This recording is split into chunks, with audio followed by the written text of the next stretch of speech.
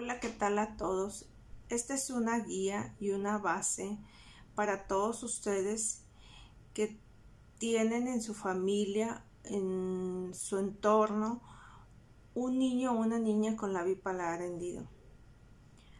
El fin de esta entrevista es que ustedes puedan ver que estos niños no están discapacitados, que están bajo una condición médica y procesos médicos por muchos años. Si bien saben, yo no soy médico, soy simplemente mamá de una niña con labio paladar hendido.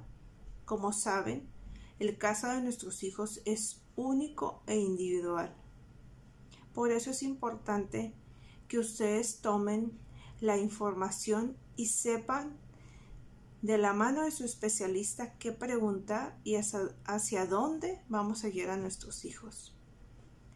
No nos podemos dar a la tarea de seguir consejos de redes sociales o de otras mamás, porque a veces en ocasiones eso nos puede asustar o nos puede intimidar ante la situación de nuestros hijos. Como les menciono y les repito, cada caso es individual. Yo los invito que se mantengan informados, que pregunten y muy importante, que se tomen de la mano de los especialistas, que ellos nos van a orientar y nos van a guiar. Espero que esta entrevista les ayude mucho y que se puedan dar el tiempo de escucharla y que los pueda guiar en el proceso con sus hijos. Gracias.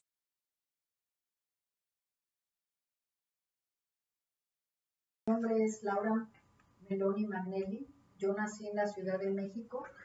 Ahí hice mis estudios básicos de medicina, la carrera. Luego estudié cirugía general, cirugía plástica en el Hospital G.A. González, un hospital muy reconocido a nivel mundial por la presencia del profesor Ortiz Monasterio, el cual ya falleció, pero tiene una escuela muy importante y ha dejado un legado tremendo en todos nuestros pacientes de labio paladar hendido, especialmente para ellos. Desde el 96-97 que estoy aquí en Monterrey, entré a trabajar en el hospital infantil con chiquitos, con niños, atendiendo quemaduras, mordeduras de perro, y lo que más me ha llegado a la consulta son las malformaciones congénitas. Específicamente en labio paladar hendido es un impacto muy grande porque tuve que aprender muchas más cosas conforme se va haciendo. Yo antes me dedicaba mucho a adultos y pues niños como que casi ya lo habíamos dejado, ¿no? Pero en el área del labio paladar es una incidencia muy alta. La tasa de natalidad es impresionante. Podemos tener al mes por lo menos 1, 2 y hasta 4 chiquitos por mes con alguna malformación del labio paladar hendido. Aquí ese es mi trabajo, me encanta, tenemos trabajamos en una forma multidisciplinaria con otros, hacemos equipo con otras especialidades por el tipo de malformación que es esta. ¿Qué la motiva como ser humano? Pues básicamente a mí me encantó mi especialidad, medicina, desde que yo era niña, era una apasionada de poder estudiar y poder ayudar a la gente en lo que fuera, en su dolor, la presencia de alguna enfermedad que a través de ciertas técnicas, medicamentos o algo que yo pudiera hacer mejorara su calidad de vida. Para mí eso era muy valioso, eso es lo que me impulsó mucho a estudiar medicina. Posteriormente, el ver que una carita que tiene una malformación, que pueda ser muy llamativa para otra persona que no lo tiene, que no entiende cómo funciona su lenguaje, su boca, o sea, por qué está así, le impacta mucho y realmente siempre hay un rechazo a eso, ¿no? Pero cuando nosotros podemos operarlo y poderlo integrar al 100% a la sociedad, mejorar su autoestima y su calidad de vida, eso no tiene precio, ¿no? Para mí, labio paladar hendido es un verdadero desafío en todos los aspectos, en el aspecto emocional de los padres, en el aspecto emocional del bebé mismo, porque yo trato con el bebé, o sea, sí con los padres, pero mi compromiso al 100% es con el niño, porque lo que yo haga lo va a tener él por toda su vida. Entonces, es ese desafío del cual yo tengo que dar en lo mejor de mí. Por eso tengo que estudiar, por eso me tengo que actualizar, por eso tomo fotografías de cada caso y analizo si hubo algún error que pude haber evitado, o el tipo de sutura, o el tipo de técnica, o el tipo de ir perfeccionando. Cada caso es diferente, ninguno es igual. Ninguno es igual, aunque nosotros los veamos iguales, no. Siempre hay circunstancias y otros aspectos que hacen que cada caso sea especial. Por eso es el desafío. No es que esto se hace así, es una cuestión matemática, definitivamente no lo es. Es el arte, se juegan los tejidos son vivos, se mueven, tienen crecimiento, tienen contractura, tienen cicatrización, no es como algo de cartón y papel y se corta y se pone pegamento y así va a quedar por siempre, no. Esto es flexible, es dinámico, va sufriendo cambios a lo largo de la vida. Eso es lo más... Conforme vayan creciendo se va modificando. ¿No? Sí, es muy importante lo que nos dice, que cada caso es único, sí, porque a veces yo creo que como papás cometemos ese error de comparar, de preguntar inclusive y decir, ¿tu hijo cómo va? ¿Y tu hijo qué tiene? ¿Y cuándo lo operan? Porque vemos muy general la cirugía, encerrar el labio, operar el paladar, hacer el injerto que se hace cuando tienen 7 años. Entonces vemos muy general el caso. Pero qué bueno que nos lo aclara que es único cada caso. Así y que es. Va conforme el crecimiento del niño, ¿no? ¿Qué mueve a la doctora a ayudar obviamente nosotros somos personas que no sabemos de eso, que no conocemos, y de pronto como es algo ajeno a lo que vivimos, pues de pronto se vuelve complicado. Entonces, yo me acuerdo que yo le decía, ¿cómo le pregunto algo que no sé? O sea, ¿cómo pregunto, ¿la voy a operar cuántas veces? No sé, y esto, no lo sé. Entonces, ¿cuál es la satisfacción que encuentra la doctora en ayudar en todas estas campañas, en beneficiar tantos niños y en beneficiar tantos papás, a no dejar a sus niños así, a motivarlos a que salgan adelante? Claro, el beneficio de la medicina o el de ser médico es que uno conoce no tanto los límites, porque la medicina es asombrosa, ¿no? Mucho depende también la cuestión espiritual de cada persona. La medicina es muy flexible y es muy sorprendente, ¿no? Por así decirlo. Sin embargo, la satisfacción de poder ayudar, como hemos visto que hay demasiados casos, porque hicimos la primera campaña que se hizo aquí en Nuevo León, juntamos 400 casos. Se hizo una convocatoria, el DIF nos ayudó, fuimos a todos los municipios desde Galeana, o sea, todo lo que es Nuevo León, y juntamos más de 400 casos, desde recién nacidos hasta adultos. Entonces, eso es de dónde salieron, ¿no? O sea, fue impactante ver la cantidad de gente que necesita ayuda. Las cirugías muchas veces no se obtiene el recurso cuando vemos que pues, a nivel privado tiene un costo, y si es por gobierno también, los hospitales a veces están saturados, ¿no? Y tienen que esperar un turno y se pasa el tiempo o pasan muchas cosas, ¿no? Entonces no siempre es ese relojito que tenemos. Entonces el contar con una fundación que nos apoya para poder ayudar a solventar o a reducir esos tiempos quirúrgicos de la espera que pudiera tener en otra institución, o si económicamente no se puede, pues poderlo hacer, ¿no? Brindarle ese beneficio, claro que sí. Es una gran satisfacción. Yo creo que nosotros, al contrario, nosotros aprendemos mucho más de los pacientes. Nosotros les damos las gracias a ellos porque nos dejan, nos permiten poder dar este servicio que nosotros ansiamos poderlo compartir, ¿no? Sí, de esa forma. ¿Avances médicos hay en todo este proceso? ¿Cuántos años lleva trabajándose la medicina en estos casos? Bueno, el labio y paladar hendido es una historia desde antes de Jesucristo. O sea, hay evidencias de que por años y años y años y se han representado en estatuillas incas, en los museos hemos encontrado, y entonces es algo ancestral, o sea, de mucho, mucho tiempo.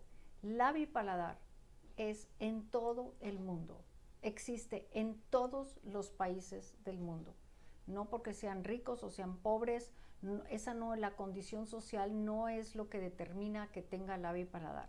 Es tal la magnitud de esta malformación que aparece en todo el mundo. Es la número 1 a nivel craneofacial. Hay otras malformaciones, ¿no? Pero en cara es la número 1. Entonces, debido a esto, pues tenemos muchas necesidades en otros países y entonces cada quien ha ido aportando en la ciencia de decir, bueno, ¿qué pasa? ¿Cómo podemos evitarlo? ¿Cómo podemos ayudar? ¿Cómo podemos mejorar? Hay grupos en diferentes partes como en Estados Unidos, en Europa, en Brasil, en Perú, en muchos que forman sus fundaciones, sus asociaciones científicas para poder descubrir cuál es la razón o cómo poder evitar que los chiquitos nazcan con labio y paladar. Labio y paladar no funciona tanto con la administración de ácido fólico, ayuda, pero no la elimina por completo, ¿no? Definitivamente hay que buscar algo más. Los chiquitos que tienen labio y paladar hendido se tienen que diferenciar en 2 grupos. Uno, los que son sindrómicos, los que tienen un problema genético que hace que tenga muchas malformaciones en otros niveles.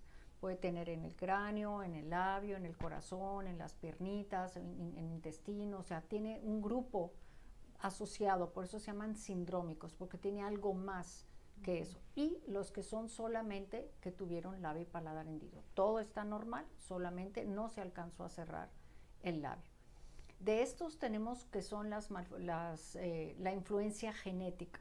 Ya cuando tenemos un caso en la familia, la probabilidad que alguien más en la familia pueda tenerlo aumenta, porque ya hay un caso en la familia, cercano o lejano o de generaciones anteriores, pero puede haber allí algún gen que se queda perdido y se aparece en otras generaciones, no es directo, ¿no? Tampoco depende de sexo, si es de niño o de niña, no. Y también vienen los factores externos, los factores como medicamentos, como drogas, como situaciones que hacen que la combinación de los factores internos, esa genética que yo tengo aunado a los factores externos, hacen que el bebé nazca con esa malformación. No es culpa de nadie, no es eso de que dices, bueno, es que yo planeaba embarazarme, estuve tomando el ácido fólico, me cuidé, no tuve ningún problema, o sea, fui a mis citas médicas, hice todo lo que me dijeron, tengo la edad adecuada y todo eso, y resultó con esto, ¿no? Son azares como le decimos, azares del destino, todavía es un misterio, pero sí se avanza mucho en la investigación. Por ejemplo, esta fundación donde nosotros colaboramos, que tienen presencia a nivel mundial en 87 países, me parece, ellos toman, por ejemplo, tienen un grupo, un equipo, donde empiezan a trabajar con genetistas. Entonces, del Grupo México, por decirte, se toman muestras de la sede está en Guadalajara, pero tienen otros en Puebla, Oaxaca, Chiapas, Monterrey, Estado de México. Entonces, se toman muestras de los bebés, obviamente con consentimiento de los padres y del bebé, se toman muestras de DNA y se hace un grupo grande de México. Este grupo de México se compara con el de China, con el de India, con el de Ecuador, con el de Paraguay, con el de Estados Unidos, y todas estas muestras van al MIT para tratar de que los laboratorios y todo eso estudien la genética y ver qué hay en cada país, qué tipo de alimentación, qué tipo de clima, qué tipo de influencia, qué es lo que pasa con todas y cada una, y tener la información suficiente para poder dar estos avances a la ciencia. Eso se está en estudio. Generalmente eso lo estudia mucho epidemiología en los hospitales, y todo eso se manda un reporte a la Secretaría de Salud de cada estado. Siempre hay un reporte, incluso en las actas de nacimiento debe de decir si hubo alguna malformación. Y se trata de mapear, por ejemplo, decir, no, pues yo soy de tal colonia o yo soy de tal municipio, y un caso y otro caso y otro caso y otro caso. Entonces empiezan a mapear eso porque llama la atención. Entonces los epidemiólogos van y buscan cuáles son las condiciones de que si hay alguna fábrica cercana, si hay algún desecho, si hay algún tóxico, si qué tipo de alimentos están consumiendo, o sea, todo se hace una investigación ya local para determinar por qué en esa región es mucho más grande la incidencia que en otro municipio, ¿no? Usted sabe que hay creencias y Sí. hay ideas.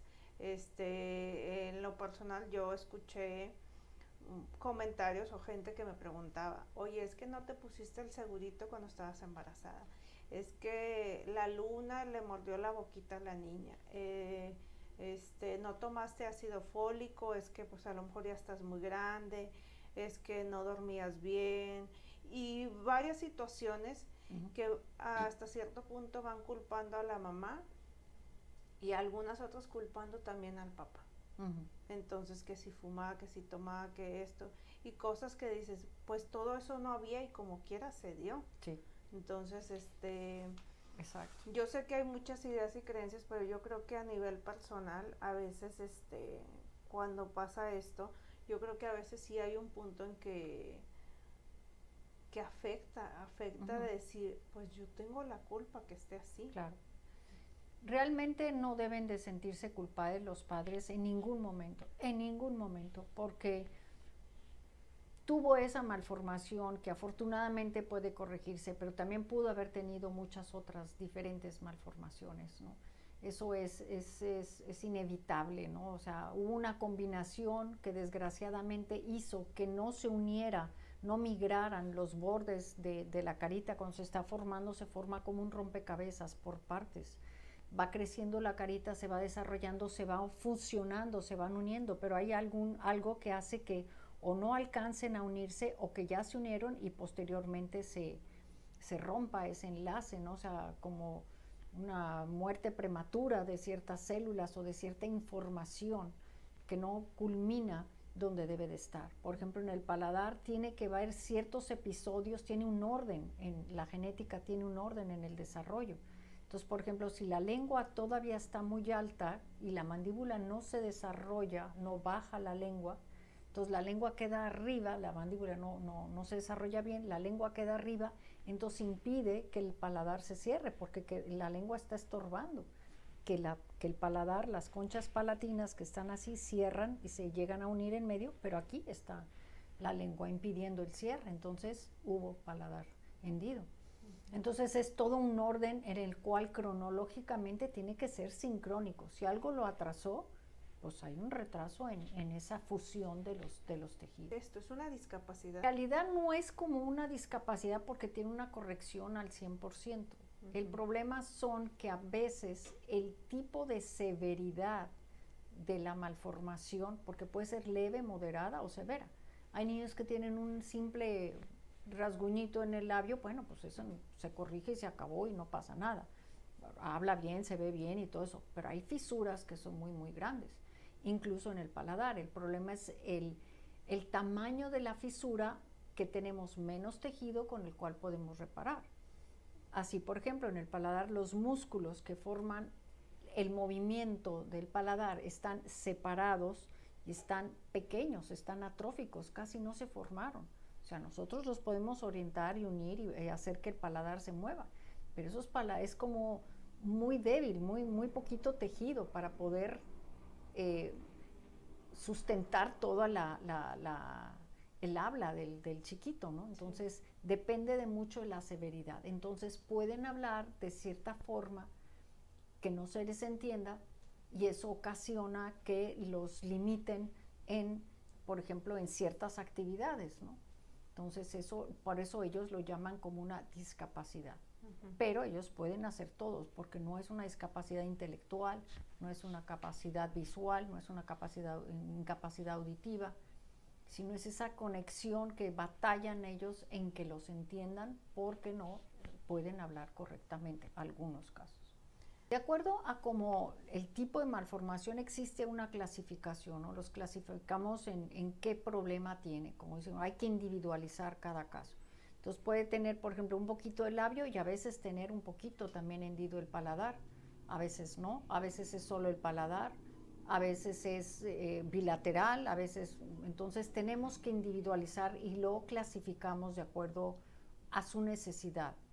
Cuando el bebé nace, supongamos que es un labio hendido y paladar completo, que es la forma más común, entonces lo primero que hacemos es orientamos a los padres. Ahí nosotros, por ejemplo, en el materno tenemos una clínica de lactancia donde se le incita a la mamá, se le enseña cómo succionar, porque a veces dice, bueno, es que el paladar extendido no alcanza a tener esa fuerza de succión, pero se le va enseñando y es factible poder alimentar al bebé. Inmediatamente que el bebé pueda salir del hospital, lo enviamos a ortodoncia. Ortodoncia nos ayuda con la colocación de una placa hecha a su medida de acrílico, removible, pero esta placa va a separar lo que es la parte de la nariz de la boca. ¿Qué función tiene eso? 1, va a reducir la fisura. 2, va a poder alimentarlo mejor. 3, va a educar a la lengua que no salga a través de la fisura, ¿no? Porque eso nos hace la fisura más amplia. Igual, el biberón no va a estar metiéndose justo en la fisura, sino va a estar donde debe de estar, en la boca. Entonces se va educando al cerebro y a la forma de la boca en que dice, esto tiene que ser así, no es como yo quiera, porque tengo todo el espacio, ¿no? Sobre todo para la lengua. Sí. Es decir, aquí no, sí, tienes que hacer esto. Entonces nos va preparando al bebé en los primeros 3-6 meses para recibir su primera cirugía. ¿Por qué nosotros esperamos? Hay una regla que dice de los 10, que es 10 libras, 10 meses, o sea, que tenga cierta edad y cierto peso para poderlo operar y ciertos gramos de hemoglobina, es lo mínimo necesario. Sin embargo, obviamente hay bebés que requieren más tiempo en ortodoncia, hay otros que no, porque la fisura es muy pequeña. Entonces, nosotros tenemos que ir al tiempo del bebé.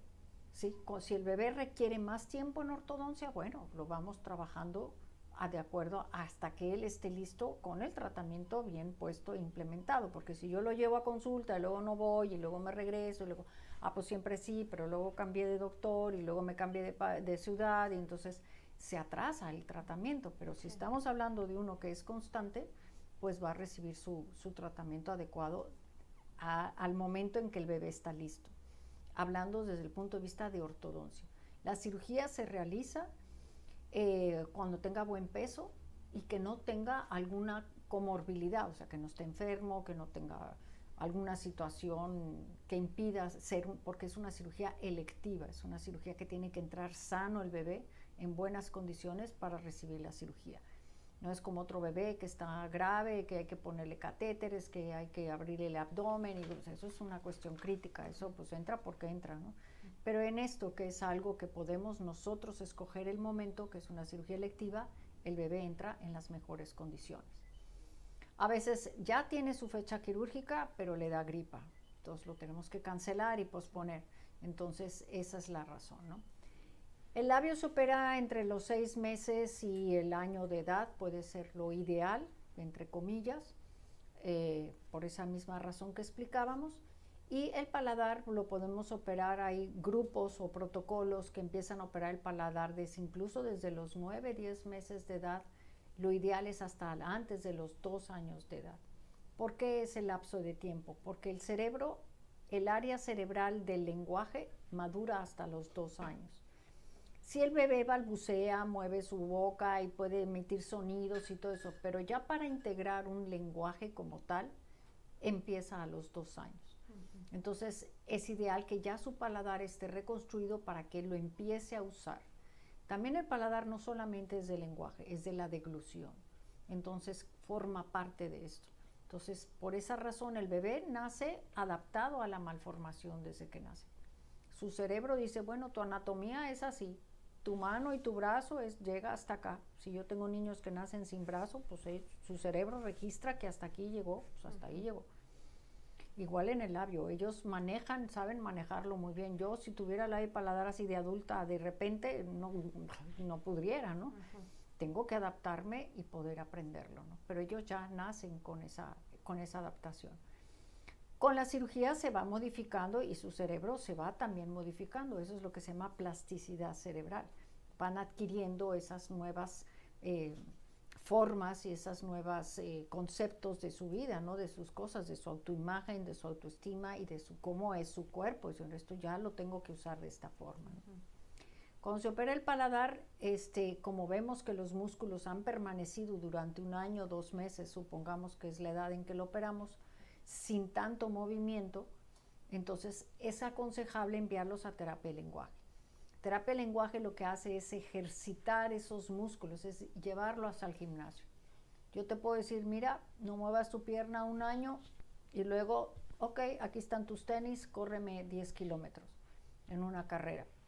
Pues, ¿cómo, no? O sea, ¿y cómo me pongo los tenis? Sí. ¿Y cómo me tengo que preparar? ¿Y qué tengo que comer? O sea, no tengo ese entrenamiento. Entonces, la terapia de lenguaje es entrenar los músculos para poder llevar a cabo esa situación a corto tiempo, ¿no? Que ellos puedan pronunciar sus palabras. No todas las palabras se forman en la parte posterior de la garganta, porque yo puedo decir tío y la palabra se forma aquí, tío. Y no necesito el paladar. Hay gente que habla y yo le entiendo y cuando veo digo, ay, wow, tiene un gran hoyo ahí, ¿no? O sea, tiene un gran defecto. Ellos aprenden de cierta forma a manejar su voz y su lengua. La primera cirugía lo que arreglamos es su naricita y su labio, la parte externa, todo lo que está adelante de la encía es lo que corregimos. La segunda cirugía nos enfocamos al paladar, blando y óseo, en caso de que lo tenga los dos. Pero nos queda pendiente la encía, los dientes, que todavía tiene comunicación con la nariz. ¿Por qué razón? Porque los gérmenes dentarios están todos en el hueso, pendientes de bajar. Entonces tratamos de no lastimar esos gérmenes, que los primeros son los de leche y se caen, pero luego vienen los definitivos y son dientes más grandes que los de leche. Entonces, si nosotros hacemos ahí, forzamos, podemos hacer ahí, si queda muy bien unido y todo eso, podemos hacer lo que se llama una gingivo-periosteoplastía, alguna cirugía sí suena muy rimbombante, pero se puede empezar a arreglar. Pero el injerto, el hueso, como queda fisurado, no hay hueso como tal, no se formó, les permite que sus dientes puedan tener un soporte denso para poder bajar y colocarlo y tener la dentadura completa como ellos lo tienen cualquier persona. ¿De dónde se obtiene ese injerto? El injerto se obtiene de la cresta ilíaca, es una área donadora muy buena. Se puede tener también del mentón cuando es muy poquita la cantidad, ya estamos ahí, podemos trabajar un poquito, y también de la tibia. Cada cirujano, de acuerdo a su experiencia y ve sus propios resultados, es como cada quien lo indica. Para mí, el tener la herida limpia y con alguna crema lubricante antibiótica es más que suficiente cuando se opera del labio. Hay doctores que les gusta poner una cinta encima y entonces se mancha de sangre y no lo pueden curar hasta que el doctor los vuelva a ver. Pero es un momento temporal, ¿no? Se tiene que cuidar. Lo que sí es que el bebé no se vaya a golpear, porque muchas veces lo cargan y la cabecita, ¡poing!, de repente pega y se abre la herida, porque justo está inflamado, está en ese proceso de cicatrización y un golpe pues hace que no resista y se pueda abrir la herida, ¿no? Esa es una. Otra es que puedan tener alguna condición de fiebre después de la cirugía, mismo que puede ser ocasionada por la intubación o alguna gripita que se está llevando a cabo y puedan tener fiebre, y la fiebre retrasa el proceso de cicatrización. Y las suturas tienen un tiempo en las cuales se absorbe y se caen ya, ¿no? Entonces, si su propia cicatrización no fue suficiente, y esto hablamos sobre todo de niños desnutridos, que no elaboran proteínas necesarias para poder reparar, la herida se nos abre, porque no lleva esa cronicidad en el tiempo. La sutura acaba su efecto y no se formó ese eslabón de proteínas necesarias para la cicatrización, es factible que se abra la herida. Entonces, básicamente sí tratamos de que el bebé entre en buenas condiciones, sobre todo de peso, para que nos garantiza que va a tener un buen desempeño en su posoperatorio, ¿no? La herida son 10 días, ¿no? Hay suturas que se caen solas, hay suturas que a veces hay médicos que les gusta poner otro tipo que hay que retirarlas, depende de cada cirujano, ¿no? Pero pues se trata de suturas muy finas, muy delgadas, muy específicas para cada área que usamos en la cara. ¿Qué pasa cuando hay suturas donde queda todo completamente junto hacia la nariz, donde se ve toda la dentadura? Bueno, en esos hay casos que, por ejemplo, en los casos, sobre todo eso pasa en los chiquitos del labio hendido bilateral, porque aquí tenemos que despegar lo que es la premaxila, de la parte del labio, lo que corresponde al labio de la parte ósea, y unir los segmentos laterales para que todo quede unido, tanto la forma interna del labio, que nosotros llamamos fondo de saco, formarlo, y luego acá. Esto es toda una unidad, ¿sí? Pero el hueso es otro tipo, es otra cosa. Entonces muchas veces el labio hace esto y van bajando la premaxila en casos muy severos y los dientitos van bajando. Para eso se requiere la ortodoncia, para eso existe la ortodoncia, que coloca ciertos aditamentos de expansión, retrusión, o sea, trabaja mucho en fuerzas dinámicas en el desarrollo óseo, o lo estimula mucho para poder llevar a cabo esa función. Y ordenar esa parte de la boca. Evita que se colapse, ¿no? Porque al cerrar los músculos empiezan a trabajar sobre la premaxila. Entonces se nos cierra y la bolita quedó adelante. Entonces el hecho de tener esa plaquita lo mantiene en su lugar. Por eso trabajamos en equipo.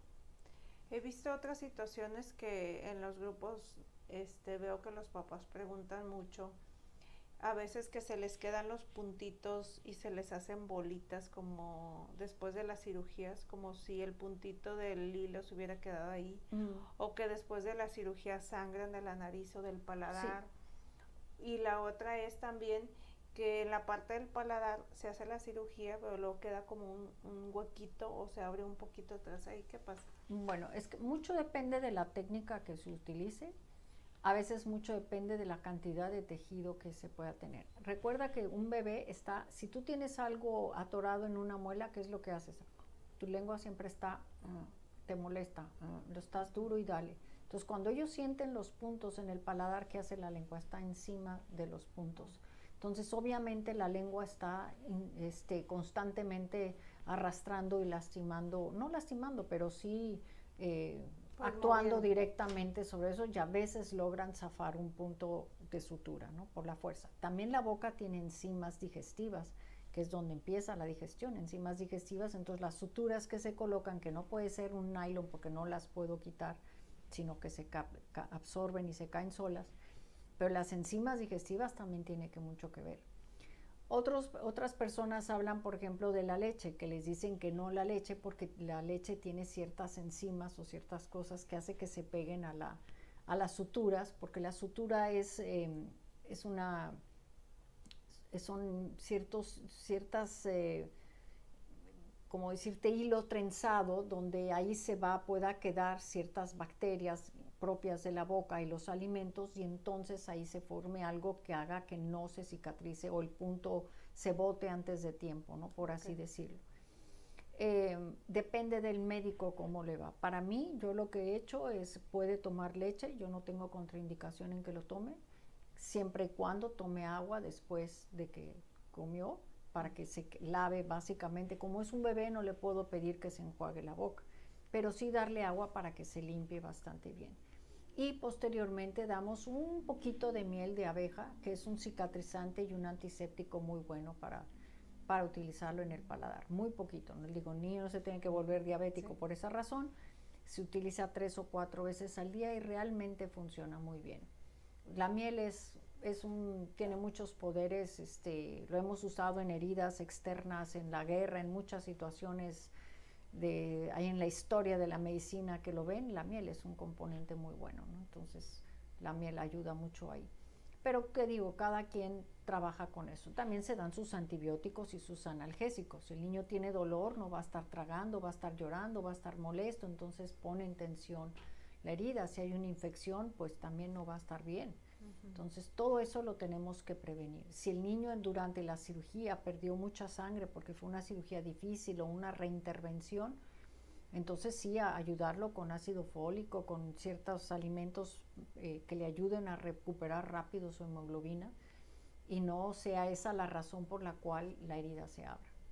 Es normal entonces cierto sangrado en la nariz o en el Puede paladar ser después. costritas también, que hayan quedado ahí costritas en la nariz y de repente se sueltan o se rascan. Los niños también nos ha pasado. Yo he visto niños que de plano se meten el dedo y lo quitan los puntos.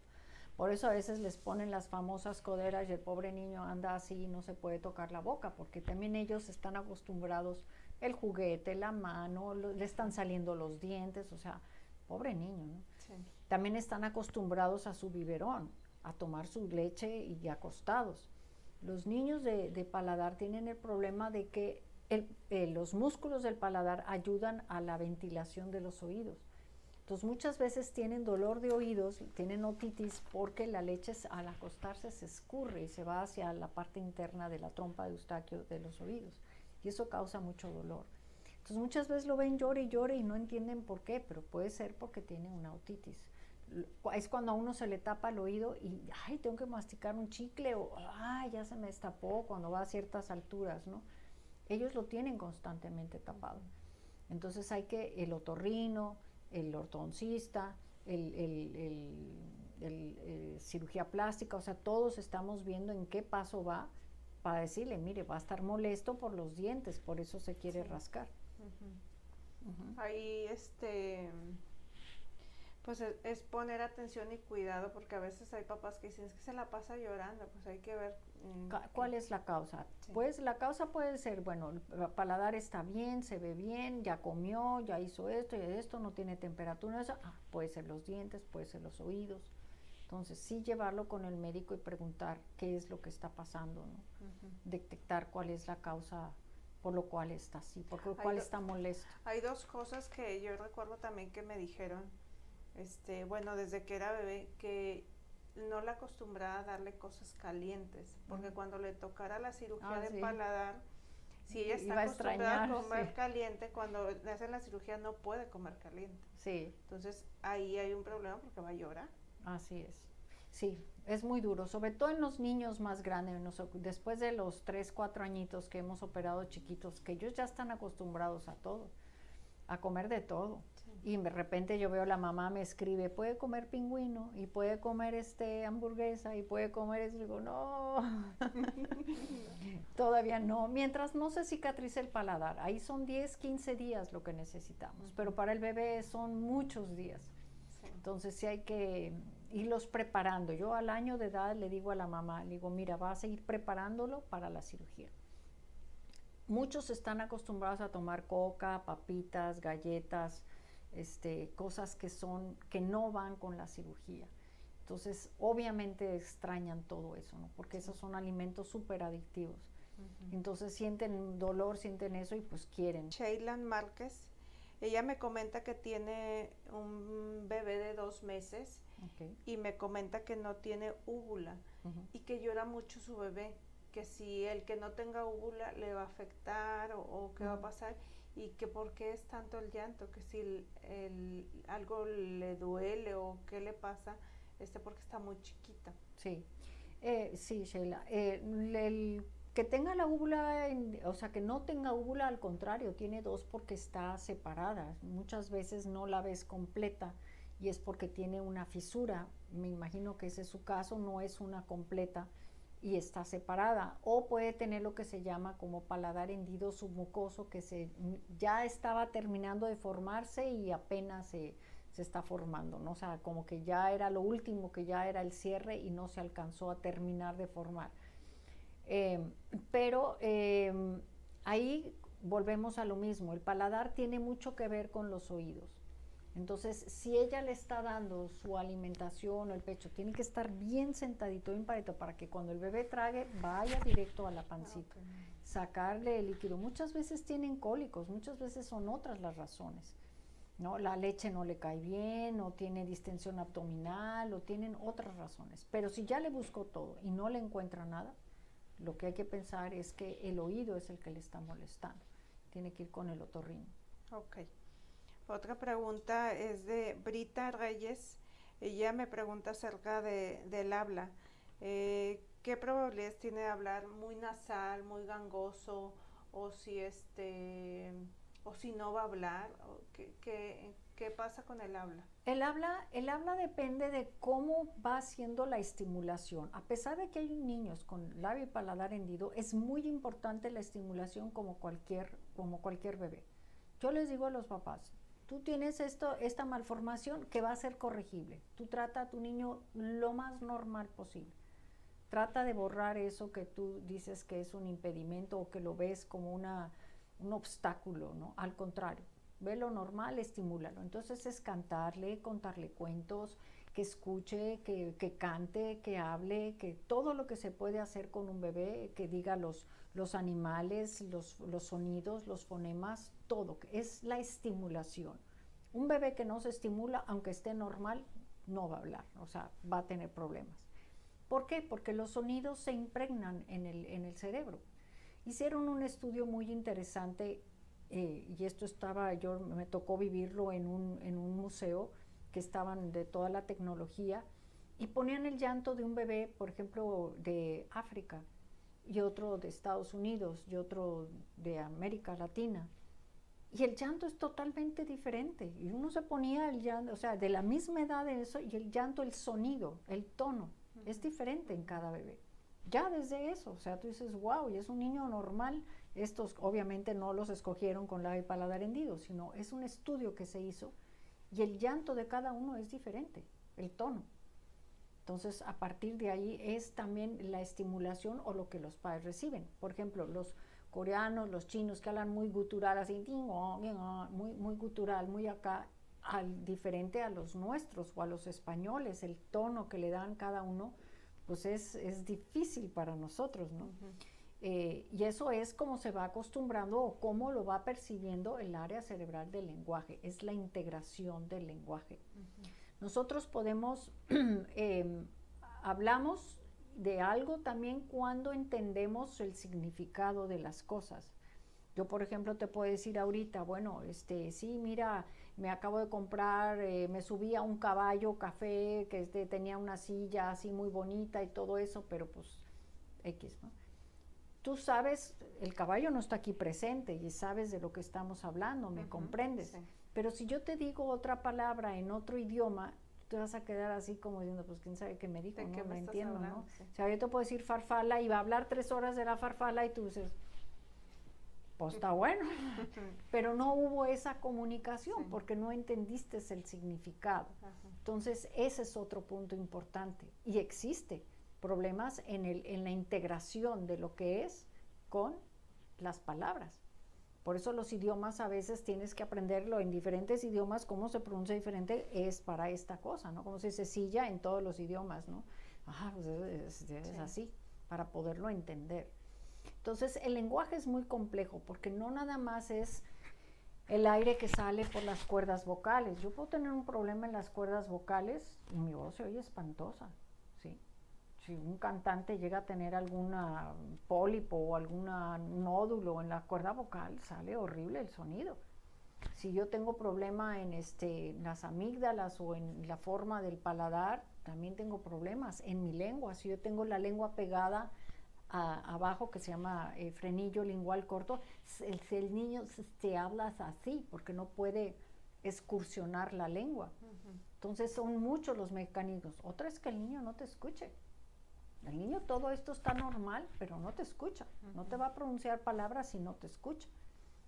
Y otra es la cuestión neurológica en sí. Pudo haber tenido un problema neurológico al momento del nacimiento, falta de oxigenación o lo que sea, y es un daño neurológico que el niño no te percibe eso. Entonces hay que determinar en qué punto está eso, ¿no? Hablando específicamente del paladar, hay que ver cuál era su situación. Si son fisuras muy, muy amplias, porque hay niños que de plano no tienen paladar, no hay músculos de dónde reconstruir, nada.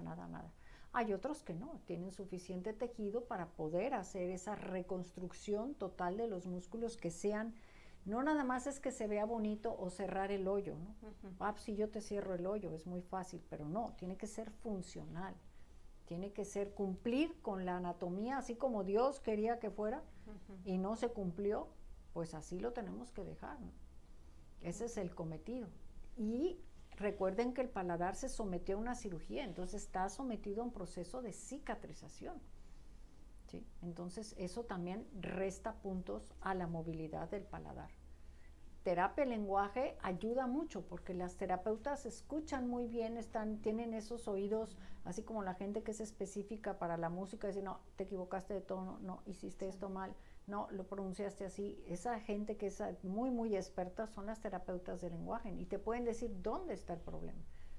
¿De acuerdo? Hay muchos estudios que se hacen del habla y de la deglución para eso.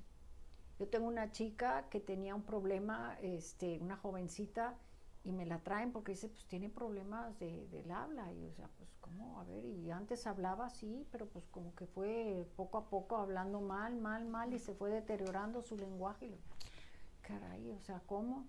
Y pues sí, muy cansada y muy débil. Y ella lo que tiene era un problema de miastenia gravis, o sea, tenía otro problema, nada que ver. Y afecta a los músculos de la deglución, del habla, el lenguaje, y dejó de hablar. O sea, esa es otra cosa, ¿no? O sea, hay que ver por dónde estamos. Hay que buscar el camino sí, más pero adecuado. se requiere de un equipo multidisciplinario. Eso es lo que se requiere. Tanto el otorrino, que cheque, que escuche. 2, la terapeuta del lenguaje, ver si está emitiendo adecuadamente las palabras, y el cirujano plástico, ver si se hizo una reconstrucción adecuada, suficientemente completa para que ese paladar sea funcional. Si cumple con esas 3 cosas, debe de tener un lenguaje aceptable.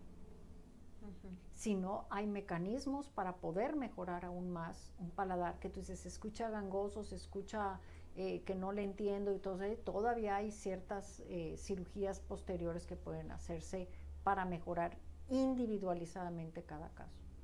Ok, muy bien.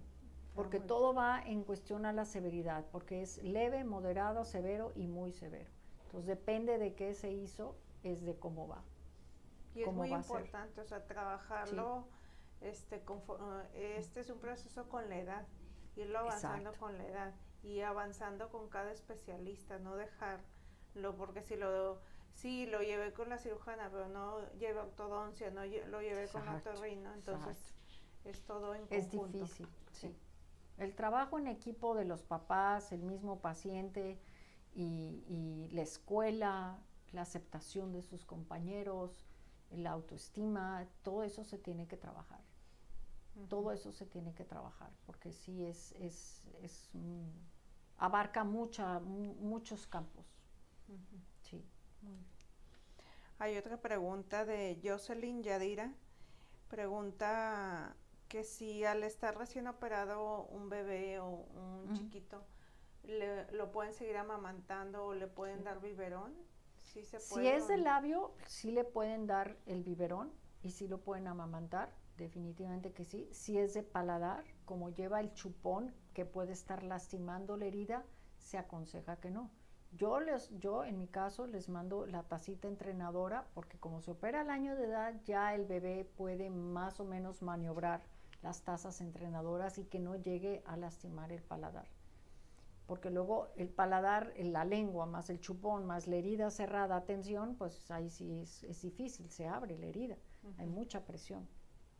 Pero la taza entrenadora, que nada más entra aquí en la encía, pues puede ayudar a eso, ¿no? El uso del chupón en niños con LPH, ¿qué opina, doctora?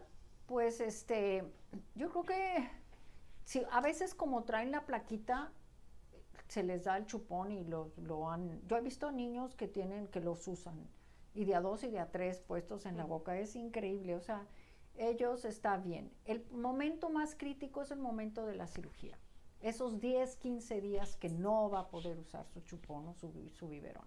Y que se aguante la mamá y el papá. Eso es difícil, eso es difícil.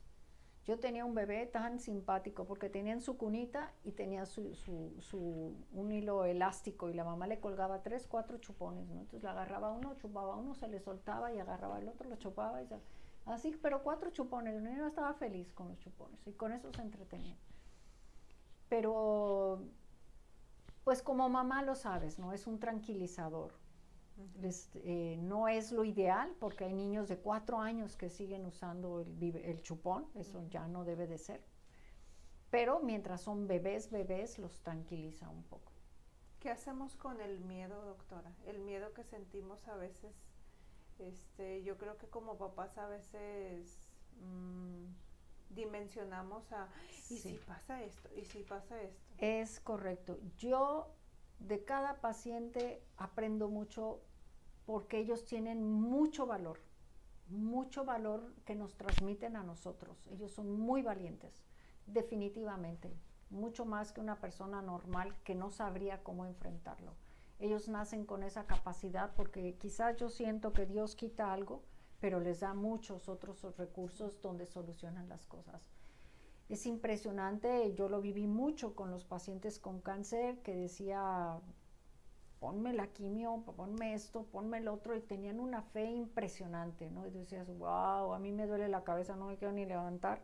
Que ellos con dolor, con esa incertidumbre, ya que ves que su vida se va deteriorando día a día, y con esas ganas de luchar, tú dices, no.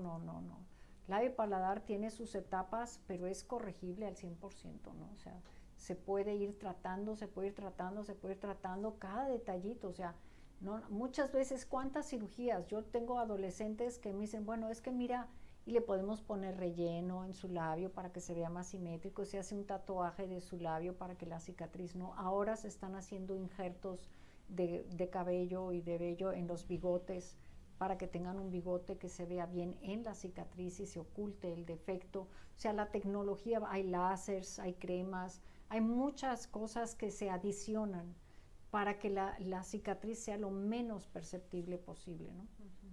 Hay dientes artificiales ahora que se ponen todas estas caretas. O sea, hay muchas otras cosas que se pueden hacer, ¿no? No solamente es esto y se acabó, pero como te digo, cada caso es especial. ¿Algún mensaje, algún consejo, algo que no haya preguntado, algo que usted crea que es importante que como papás debamos de tomar en cuenta en estos casos de niños con labio y paladar hendido? Sí, siempre traten, o sea, hay estas agrupaciones que ustedes como padres y nosotros como médicos forman. Esa combinación es muy buena porque alguien que ya su niño ha sido operado te puede dar consejos de cómo le fue, cómo lo ves, cómo ha sido ya todo ese camino que a otra persona que apenas tiene su bebé, cómo le va a ir en ese camino, ¿no? Entonces dice, ay, mira, pues sí le fue muy bien, quedó muy bien, tiene esperanzas, entonces se motiva. Esos son grupos de ayuda súper buenos, porque yo creo que alguien que comparte lo mismo que vive, eso es fenomenal. Uh-huh. Obviamente vienen las cuestiones técnicas o médicas, decir, bueno, ¿cuándo lo va a operar? ¿Va bien? ¿Va mal? ¿Qué le hago? ¿Qué no le hago? ¿Por qué hace esto? ¿Por qué no hace esto? Obviamente es la parte médica, ¿no? En la cual nosotros podemos dar ese apoyo. Pero los grupos donde se integran ustedes, apoyarlos en esos aspectos de, oye, va a ir a la escuela, pasó esto en la escuela, o cómo manejo esta situación, porque el niño tiene que usar ciertos aparatos en la cara, que son las máscaras de tracción y todo eso, y pues yo veo que su autoestima no está tan bien, ¿cómo puedo yo mejorar eso, no? ¿Qué pueden hacer? Estos grupos de ayuda son magníficos. Nosotros estamos para servirles en todo momento, mi consultorio, lo que sea, la fundación está abierta, recibimos todo y nos encanta que nos pregunten, pueden formar parte ustedes también de ellos. Nosotros tenemos chiquitos que fueron operados de labio y paladar y luego son adolescentes, ya adultos grandes, 20, 23 años, y están colaborando con nosotros, enseñándole a otros papás, a otras personas, a otros mismos pacientes. Digo, mira, yo nací igual, mira, aquí, mi muela me la quitaron, ¿no? Mira, y te va a pasar eso, mira, entonces los relaja, les da una esperanza en ese aspecto, ¿no? Una de las películas muy interesantes que creó Disney fue la de Nemo, porque él tiene su aletita corta y eso es una inspiración a todos los niños y a toda la gente que dice, mira, yo lo logro, yo soy capaz de hacerlo. No es subestimarlos, al contrario, o sea, nos impresiona cómo logran y en un tiempo récord, mucho más que nosotros. Sí. Entonces sí, nosotros tenemos que ser muy humildes y reconocer y decir, wow, realmente, y los papás también. Ellos tienen mucho que ver con eso, en darles la seguridad y y estar muy puntuales en su autoestima de cada niño. Vigilarla mucho, no permitan que se depriman, no permitan que hagan bullying de ellos, porque ellos realmente son unos campeones, son unos campeones. Sí. E ir a las escuelas, invitar a los grupos de padres y decir, ok, sus hijos no nacieron así, pero vean todo lo que tiene que pasar. ¿Ustedes creen que es justo? Hablen con sus hijos, muéstrenle el lado bueno, hagan cosas para que puedan apoyar a niños con estos problemas, y no nada más eso, con niños que no tienen piernas, brazos, manos, orejas, lentes, o sea, que son ciegos, o sea, es impresionante lo que ellos pueden hacer. Sí, fomentar la inclusión en las escuelas. Así es. Yo llevé a mis hijos cuando ellos eran chiquitos a una clase de computación de niños ciegos.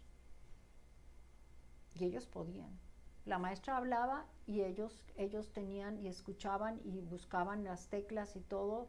Claro que pueden tener un teclado específico, pero imagínate eso, o sea, cómo abrir un Excel, cómo hacer, y yo ese nombre, la clase de Excel, yo que no puedo, y ellos sin poder ver abrían y trabajaban en Excel. Impresionante, impresionante. Entonces, si ellos pueden, creo que yo tengo que exigirme de ser lo mejor, la mejor, tengo que exigirme lo mejor de mí para poder dar lo mejor de mí. Definitivamente. Bueno, pues muchas gracias, doctora. No, al contrario. Yo creo que nos resuelve muchas dudas y nos deja muchas otras, porque yo creo que este es un campo muy amplio. Sí. Nos da como si fuera una gama de alternativas y de cosas que tenemos que aprender a ver a nuestros hijos y conocerlos, para poder ayudarlos y guiarlos. Y muchas veces no nada más de decir, pues yo no sé, no, bueno, yo no sé, pero tengo que buscar un especialista que me pueda orientar y guiar para llevar a mis hijos.